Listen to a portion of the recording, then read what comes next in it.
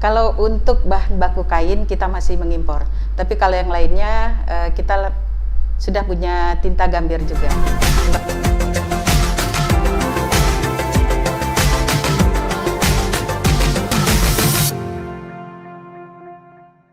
Ya, selamat malam. Kita ketemu lagi dalam acara podcast kita dengan bintang tamu Ibu Ilma dari Sumatera Barat. Bu Ilma, selamat malam dan terima kasih atas kedatangannya. Terima kasih, selamat malam Pak Delta. Ya, sehat Bu? Alhamdulillah sehat. Bincang-bincang kita hari ini Bu tentang UMKM kerakyatan, ekonomi kerakyatan yang dewasa ini menjadi perhatian salah satu dari petinggi-petinggi kita ataupun pimpinan kita di negara ini, khususnya Sumatera Barat. Ya. Saya mendengar Bu Ilma hari ini Sumatera Barat ada mengembangkan tentang batik Sumatera Barat. Ya. Kira-kira bagaimana ceritanya Bu Ilma? Baik, begini, di Sumatera Barat kita sebetulnya punya batik Minang. Nah, batik Minang ini punya ciri khas, ada rumah gadang, seperti rumah ini gadang, ya. Itu salah satu ciri khas yang paling menonjol dari batik Minang, dari ranah Minang. Nah, pada saat ini kami mewakili dari Komite Percepatan UMKM Naik Kelas Sumatera Barat, kita mencoba untuk mengangkat batik ini untuk mendunia. Nah, kita ketahui bahwa orang Minang itu ada di seluruh belahan dunia. Nah, kita ingin bagaimana orang Minangkabau itu merasa lebih menjadi orang Minang dengan dia dapat memakai batik Minang ini sebagai salah satu ciri khas sebagai orang Minang. Itu target utama kita. Jumlah perantau Minang kita itu diperkirakan 3 sampai 4 kali lipat dibanding kita yang ada di Sumatera Barat. Jadi diperkirakan 15 sampai 20 juta orang. Luar biasa kalau batik Minang ini bisa dipakai oleh seluruh orang Minang di mana saja berada. Oke. Begitu. Nah, sekarang bicara masalah batik. Ini apakah batik diproduksi dengan memakai kandungan lokal yang ada di Sumatera Barat, ataukah kita mengimpor bahan-bahannya dari luar Sumatera Barat? Kalau untuk bahan baku kain kita masih mengimpor, tapi kalau yang lainnya kita sudah punya tinta gambir juga sebagai salah satu bahan baku utama dari pembuatan batik. Ini contoh batik tulis, ini yang handmade Bagus ya, rumah gadang. Jadi betul-betul diukir gitu loh, pakai canting seperti itu. Ya. Nah, saat ini kita insya Allah segera akan membuka pabrik untuk batik Minang ini Di Sumatera Barat. Di Sumatera Barat. Nah, ini agar batik Minang ini bisa juga dinikmati oleh rakyat. Karena kalau batik ini harganya mahal, tidak terjangkau oleh masyarakat umum. Dengan adanya pabrik, kita harapkan harganya bisa bersaing dengan batik-batik yang ada di Indonesia seperti batik Pekalongan, batik Solo, seperti itu. Nah, sekarang setelah ini diproduksi dengan mendirikan pabrik yang ada di Sumatera Barat, Ya.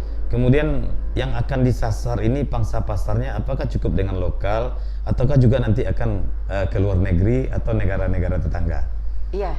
Target utama kita yang pertama masyarakat Sumatera Barat sendiri yang berada di Sumatera Barat, kemudian yang kedua perantau Minang Indonesia, kemudian baru kita melalui jaringan perantau Minang dunia. Mungkin Pak Delta pernah mendengar Minang Diaspora Network Global. Iya. MDNG itu kita sudah tersambung dengan perantau Minang yang berada di seluruh dunia. Kita berharap perantau Minang yang berada di luar negeri juga akan dapat menggunakan batik ini dan juga nanti membantu mempromosikan kepada konsumen kita yang ada di luar negeri. Oke. Nah, sekarang apakah program batik ini menjadi program unggulan dari Pemda Provinsi Sumatera Barat, ataukah ini program yang mempunyai katakanlah program dari tingkatan program yang lain? Ini merupakan salah satu prioritas bagi pemerintah Provinsi Sumatera Barat melalui Dinas Perindustrian dan Perdagangan, juga Dinas Koperasi dan UMKM. Ini juga merupakan target utama juga dari dinas untuk melakukan pembinaan terhadap pengrajin batik yang ada di Sumatera Barat. Nah, jadi ini suatu terobosan yang sangat luar biasa, karena ketika kita akan mendirikan sebuah pabrik batik di Sumatera Barat atau katakanlah pabrik kain nantinya, karena kandungan lokal dewasa ini kita tahu di Sumatera Barat itu banyak, banyak, dan akan menyerap tenaga kerja, kemudian juga akan meningkatkan ekonomi, dan juga mungkin pada saatnya nanti ketika ini booming, ini akan mensejahterakan masyarakat Sumatera Barat khususnya, dan akan membawa nama dari Sumatera Barat itu ke seantero dunia. Nah, sekarang yang jadi pertanyaan saya adalah bagaimana kira-kira pengembangan batik ini di Sumatera Barat? Apakah ini disupport penuh oleh pemerintah Sumatera Barat, ataukah ada pihak ketiga, ataupun juga ada pihak swasta, ataupun memang ini dikhususkan untuk masyarakat Sumatera Barat? Nah, kalau untuk ini, pemerintah Sumatera Barat pastinya sangat mendukung ini. Kita juga dibantu oleh pemerintah pusat melalui kementerian terkait. Kemudian kita juga berharap sekali ini juga akan disupport penuh oleh perantau Minang. Kita ketahui tadi potensi perantau Minang itu sangat luar biasa. Nah, kita juga berharap ada sinergi dan kerjasama antara pemerintah Provinsi Sumatera Barat dengan perantau Minang. Kita harapkan perantau Minang dapat membantu mempromosikan atau membantu pasar dari batik Minang ini. Itu yang sangat diharapkan oleh pemerintah Provinsi Sumatera Barat. Ya, dengan bersinergi dengan organisasi-organisasi Minang. Ya. Nah, pada hari ini banyak organisasi Minang yang tumbuh dan berkembang di negeri ini, organisasi perantau Minang. Dan ada beberapa organisasi Minang yang hari ini menjadi menjadi contoh teladan bagi masyarakat Minang. Dan mudah-mudahan kedepannya organisasi Minang ini menjadi tulang punggung untuk meningkatkan ekonomi kerakyatan masyarakat Minang. Betul. Nah, Bu Ilma, ada satu yang saya pikirkan sekarang, bahwa kondisi perekonomian masyarakat Minang yang ada di kampung halaman sampai pada hari ini dengan terjadinya kasus pandemik, kita sama-sama tahu bahwa semua ekonomi di negeri ini hancur. Nah, apa jalan keluar yang ditempuh oleh pemerintah Provinsi Sumatera Barat untuk kembali memulihkan ekonomi masyarakat yang khususnya di Sumatera Barat? Secara umum kita lihat pemerintah sangat berupaya ya. Kita lihat kebutuhan utama dari masyarakat itu kan berada di sektor pertanian. Dan untuk di Sumatera Barat sendiri, sektor tertinggi itu adalah berada di bidang pertanian. Untuk itu kebijakan dari pemerintah Provinsi Sumatera Barat adalah mengalokasikan anggarannya sebesar 10% untuk sektor pertanian. Luar biasa. Itu sangat luar biasa. Luar biasa. Nah, kemudian kita untuk UMKM sangat banyak diversifikasi dari produk. Artinya kita mencoba menerobos pasar apa yang disukai konsumen, terutama pada saat pandemi. Kemudian yang kedua, kita saat ini tentu digitalisasi ya. Artinya penjualan secara melalui marketplace, online dan sebagainya, itu juga yang selalu didorong oleh pemerintah Provinsi Sumatera Barat, sehingga di masa pandemi transaksi tetap berjalan. Karena saat ini mungkin PPKM, ke pasar dibatasi, mal dibatasi, sehingga penjualan melalui marketplace ini menjadi salah satu solusi untuk meningkatkan transaksi antara ranah dengan rantau dan rantau juga dengan rantau. Nah, kita tidak memungkiri bahwa selama ini kampung halaman kita Sumatera Barat, Ranah Minang khususnya, itu terkenal dengan ekonomi kerakyatannya yang selama ini menjadi tulang punggung dari kehidupan keluarga. Contohnya dengan membuat kerupuk sanjay, kemudian makanan-makanan ringan, dan juga ada restoran-restoran Minang yang hari ini menjadi favorit bagi masyarakat di NKRI ini.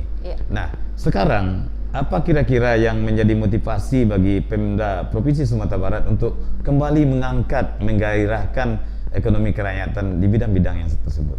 Ya, karena salah satu keunggulan Sumatera Barat di samping pariwisata, kita punya kuliner yang sangat luar biasa. Iya, luar biasa. Mungkin Pak Delta masih tahu ya bahwa CNN itu sudah mendaulat rendang sebagai makanan terenak di dunia. Iya. Nah, untuk itu pemerintah Sumatera Barat mencoba untuk mengangkat rendang ini sehingga kita bisa nanti mengekspor dalam jumlah sangat banyak. Jadi untuk Kota Padang sendiri saat ini sedang membangun rumah rendang. Mudah-mudahan nanti begitu selesai kita sudah bisa mengekspor rendang dalam jumlah sangat besar ke luar negeri. Itu salah satu usaha dari pemerintah daerah juga untuk mengangkat kuliner yang ada di Sumatera Barat.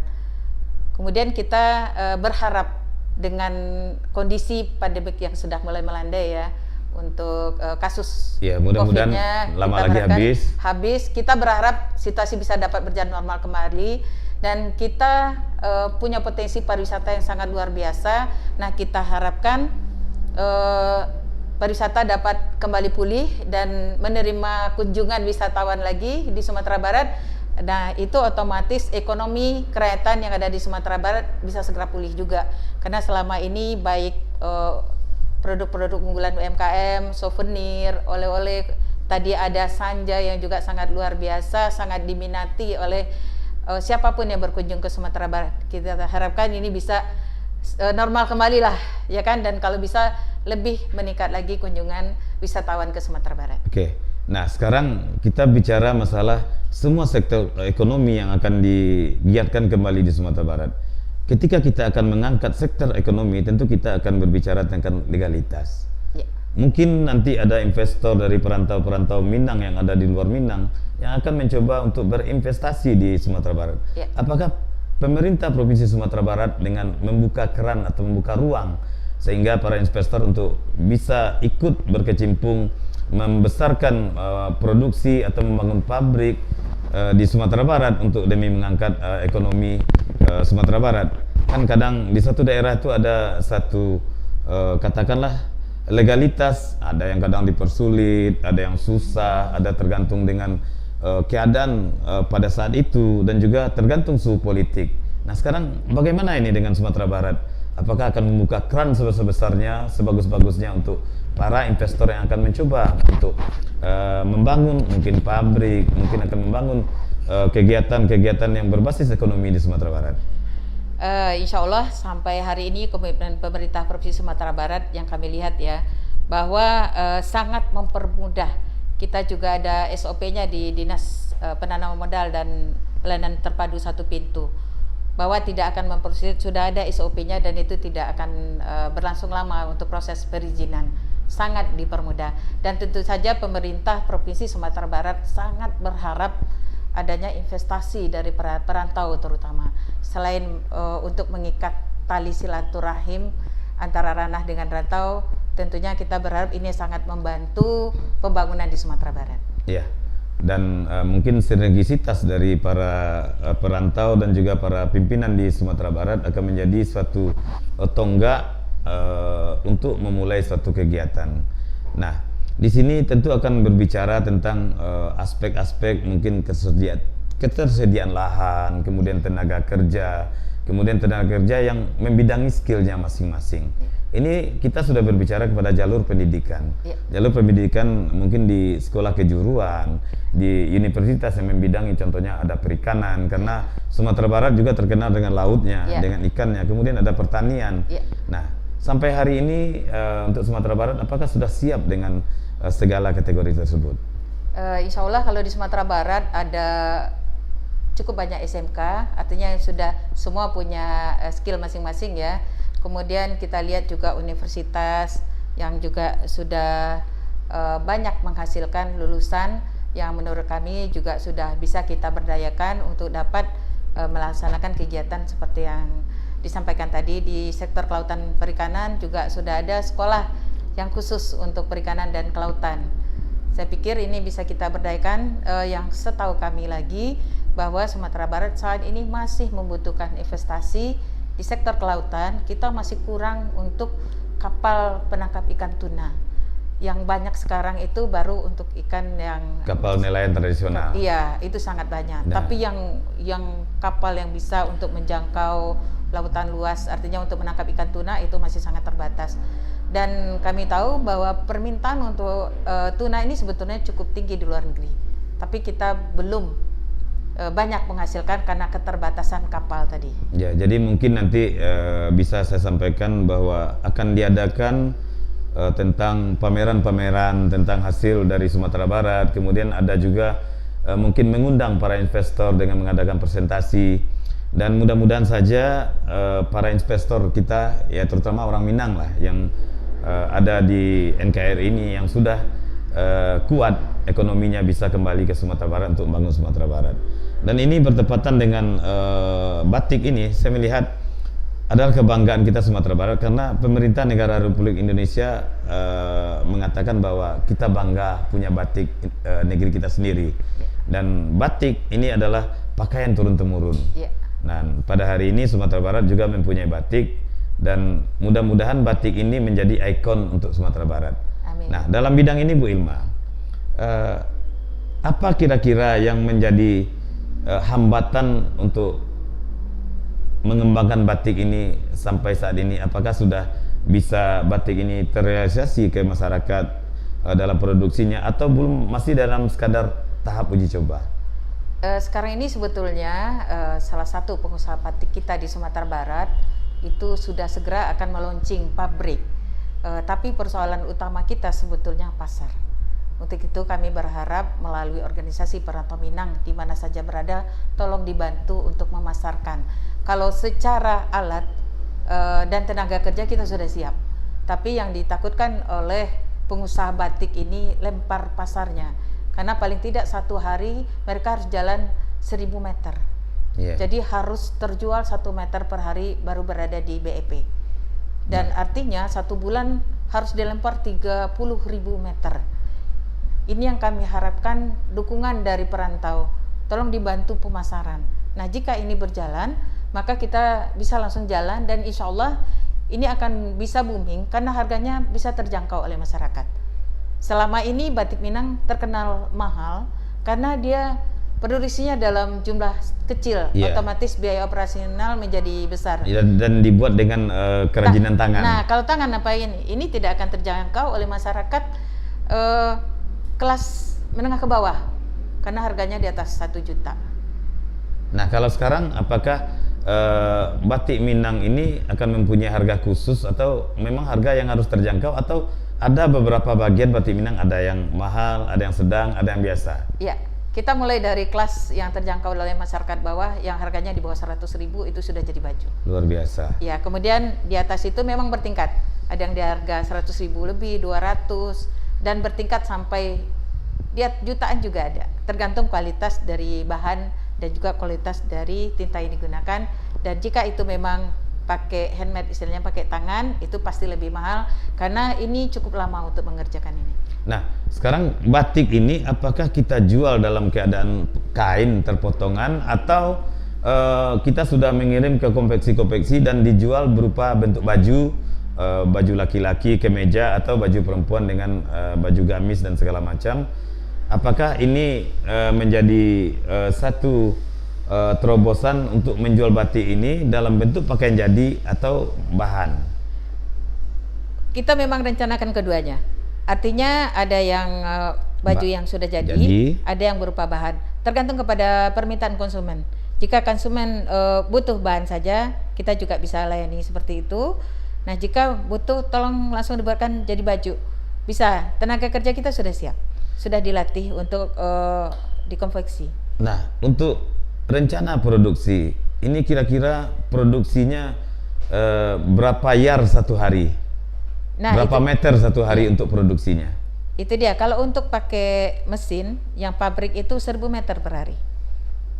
Oh, 1000 meter per hari? Per hari. Per hari, luar biasa sekali. Kira-kira 400 potong lah. 400 potong. Iya. Dan ini mudah-mudahan Bu Ilma, dengan adanya terobosan dari Pemda Provinsi Sumatera Barat dari kampung halaman kita, dan saya harap ini menjadi pemikiran bagi pengusaha-pengusaha kita yang di luar Sumatera Barat yang merantau untuk kembali ke Ranah Minang untuk membangun Ranah Minang.